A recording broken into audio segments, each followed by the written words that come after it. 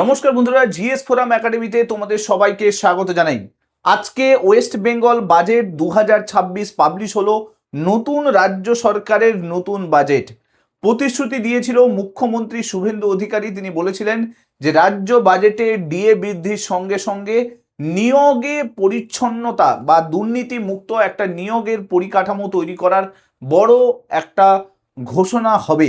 আর সেই মতো আজকে অনেক বড় ঘোষণা করা হয়েছে। সমস্ত যারা সরকারি চাকরির পরীক্ষার্থী রয়েছেন, যারা অনেক দিন ধরে এই প্রিপারেশনের সঙ্গে যুক্ত আছে, তাদের জন্য বড় সুখবর। ডিএ তো বৃদ্ধি হয়েছে, তার সঙ্গে সঙ্গে একাধিক বড় ঘোষণা হয়েছে। আজকের এই ভিডিওতে ডিটেলসে দেখার চেষ্টা করব। ভিডিওটা ভালো লাগলে লাইক করে দিও, চ্যানেলটাতে নতুন হয়ে থাকলে সাবস্ক্রাইব করে নিও এবং মাস্ট এই ভিডিওটাকে শেয়ার করতে ভুলো না। চলো প্রথমে বুঝে নেই যে ওয়েস্ট বেঙ্গল এই যে বাজেট, এই বাজেটে কি কি ঘোষণা করা হয়েছে। আমি একদম এক এক করে লিখে রেখেছি। প্রথম জিনিস যেটা, সেটা হচ্ছে 1,00,000 শূন্যপদ ঘোষণা করা হয়েছে। আমি এর আগে একটা ভিডিও দিয়েছিলাম যেখানে বলেছিলাম যে পুলিশ যে ডিপার্টমেন্ট রয়েছে সেখানে প্রায় 20,000 ভ্যাকেন্সিকে পূরণ করা হবে এবং 11,000 পঞ্চায়েতের ভ্যাকেন্সি অলরেডি তোমরা আপডেট পেয়ে গেছিলে। তো সেই সঙ্গে সঙ্গে নতুন করে 50,000 শিক্ষক নিয়োগের বিজ্ঞপ্তি খুব তাড়াতাড়ি আসতে চলেছে। তো সব মিলে প্রায় 1,00,000 শূন্যপদ এই বছরের মধ্যেই কিন্তু পূরণ করা হবে। তার মানে বুঝতেই পারছো সামনে যে এক্সামগুলো রয়েছে প্রচুর নোটিফিকেশন সেই এক্সামগুলোর আসবে, যেরকম motor vehicle inspector, fire department, forest department এবং তার সঙ্গে সঙ্গে ফুড এসআই ডিপার্টমেন্ট, এই সমস্ত ডিপার্টমেন্টগুলোতে নতুন করে ভ্যাকেন্সি আসতে চলেছে। এবং সব থেকে বড় জিনিস যেটা, সেটা হচ্ছে ওমেন এম্পাওয়ারমেন্টে এই সরকার নতুন করে পদক্ষেপ নিল।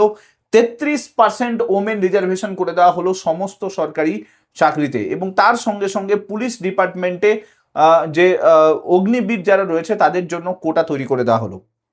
এর সঙ্গে সঙ্গে যেটা ডিক্লেয়ার করা হয়েছে যে 5 বছর বয়স বৃদ্ধি যেটা করে দেওয়া হয়েছিল সেটার লিমিট যেটা, সেটা 2 বছর বাড়িয়ে দেওয়া হলো। অর্থাৎ 2 বছরের জন্য এই এজ লিমিট কিন্তু এক্সট্রা থাকবে। 3 নম্বর যেটা করে দেওয়া হলো সেটা হচ্ছে 2,100 কোটি অর্থাৎ 2,100 crore রুপিস ইনভেস্ট করা হলো, নতুন করে বরাদ্দ করা হলো সমস্ত জেলাতে। পশ্চিমবঙ্গের প্রতিটি জেলাতে কোচিং সেন্টার তৈরি করা হবে, প্রতিযোগিতামূলক পরীক্ষার জন্য কোচিং সেন্টার তৈরি করা হবে এবং যেখানে গিয়ে সমস্ত চাকরি প্রার্থীরা গিয়ে ওখানে কোচিং নিতে পারবে বিনামূল্যে। এর সঙ্গে সঙ্গে দুর্নীতি মুক্ত একটা কাঠামো তৈরি করার চিন্তাভাবনা রাজ্য সরকার করেছে এবং রাজ্য সরকার বলেছে যে ইউপিএসসি স্টাইলে নতুন করে সমস্ত রাজ্যের যে পরীক্ষাগুলো হবে সেই পরীক্ষাগুলোকে নেওয়া হবে এবং সেই রকমই একটা কিন্তু স্ট্রাকচার তৈরি করা হচ্ছে। এখানে খুব বড় একটা ঘোষণা, কারণ ইউপিএসসি যে সমস্ত এক্সাম কন্ডাক্ট করে তার পরীক্ষার 7 দিনের মাথায় ওএমআর শিট রিলিজ করে দেওয়া হয়, অর্থাৎ আনসার কি রিলিজ করে দেওয়া হয় এবং তার সঙ্গে সঙ্গে 1 মাসের মধ্যে প্রিলিমসের রেজাল্ট বেরিয়ে যায়, 3 মাসের মধ্যে মেন্স কন্ডাক্ট হয়, 7 মাসের মধ্যে ইন্টারভিউ কন্ডাক্ট হয় আর 1 ইয়ারের মধ্যে কিন্তু তার রেজাল্ট বেরিয়ে যায়। সেই স্ট্রাকচার পশ্চিমবঙ্গে নতুন করে যদি চালু হয় তাহলে সরকারি চাকরি প্রার্থীদের যে এই যে বছরের পর বছর অপেক্ষা নিয়ে বসে থাকা সেটা কিন্তু একদমই চলে যাবে। এর সঙ্গে সঙ্গে যেটা বলা হয়েছে যে নতুন করে 5টা জেলা তৈরি করা হচ্ছে। তার মানে বুঝতেই পারছো এই নতুন 5টা জেলা মানে WBCS এ অনেক বড় ভ্যাকেন্সি আসবে, কারণ প্রত্যেকটা ডিপার্টমেন্টের লোক লাগবে। 5টা জেলাতে একাধিক বিডিও লাগবে, এক্সিকিউটিভ থেকে শুরু করে গ্রুপ সি থেকে শুরু করে গ্রুপ ডি অফিসার থেকে শুরু করে পঞ্চায়েত ডিপার্টমেন্ট সেখানে তৈরি হবে, নতুন করে ক্লারিক্যাল ডিপার্টমেন্ট তৈরি হবে।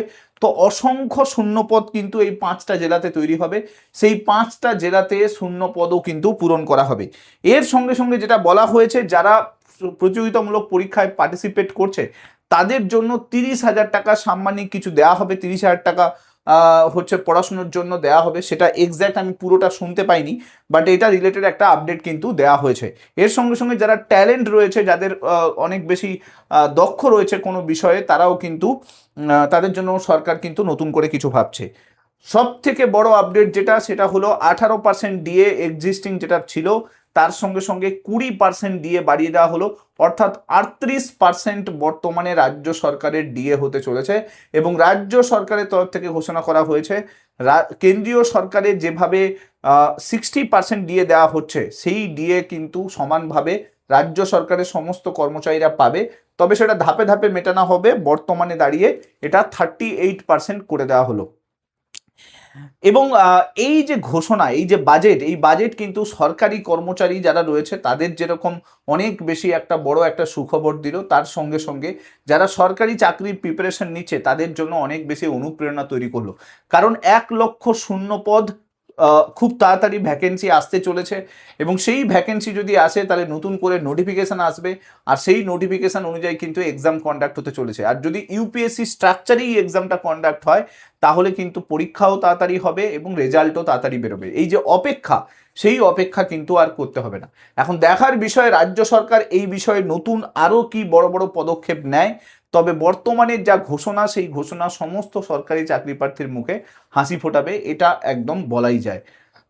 রাজ্য সরকার বাজেটের পরবর্তী সময়ে কি বড় পদক্ষেপ নেয়, কারণ এরকমও বাজেট এর আগে নতুন করে তৃণমূল সরকারের আমলেও আমরা দেখেছি, লক্ষ লক্ষ চাকরি, কোটি কোটি চাকরি আর ডবল ডবল চাকরি, কিন্তু বাস্তবে সেটা কতটা প্রতিফলিত হয়েছে সেটা আমরা লাস্ট 10 বছরে দেখে এসেছি। এখন দেখার বিষয় এই যে নতুন রাজ্য সরকার, এই যে লক্ষাধিক চাকরির যে শূন্য পদের ঘোষণা হলো, সেটা কতখানি কাজে দেয়, সেটা কতখানি প্রতিফলিত হয়, কাজকর্মে প্রতিফলিত হয়, সেটা পরের বিষয়ে আসবে। যা কিছু নতুন আপডেট আসবে এই বিষয়ে আমি চেষ্টা করব ভিডিওর মাধ্যমে নিয়ে আসার জন্য। ও আরও একটা কথা আমি তোমাদেরকে বলতে ভুলে গেলাম, সেটা হচ্ছে সমস্ত বেকার ভাতা যেটা ছিল, অর্থাৎ যুবশ্রী প্রকল্প যেটা ছিল, সেখানে যুবশক্তি প্রকল্প লঞ্চ করা হচ্ছে, এবং সেটা অক্টোবর থেকে যুবশক্তি প্রকল্প দেওয়া হবে। সেখানে যাদের গ্র্যাজুয়েশন থাকবে তারাই 3,000 টাকা পাবে, আর যাদের গ্র্যাজুয়েশন থাকবে না তারা কিন্তু 2,000 টাকা করে পাবে। এটা অক্টোবর থেকে চালু হচ্ছে, তার মানে এই মিডিলে যে মাসগুলো আছে সেখানে কিন্তু কোনো যুবশ্রী বা যুবশক্তির টাকা কিন্তু আসবে না। রাজ্য সরকার পরবর্তীকালে যা কিছু নতুন আপডেট দেবে আমি চেষ্টা করব ভিডিওর মাধ্যমে নিয়ে আসার জন্য। এখনকার মতো করে এটা অনেক বড় আপডেট বলা যেতে পারে। ভিডিওটা ভালো লাগলে লাইক করে দিও, চ্যানেলটাতে নতুন হয়ে থাকলে সাবস্ক্রাইব করে নিও, এবং অবশ্যই এই ভিডিওটাকে শেয়ার করতে ভুলো না। Thank you so much. Next ভিডিওতে তোমার সঙ্গে আবার দেখা হচ্ছে। Till then, bye by.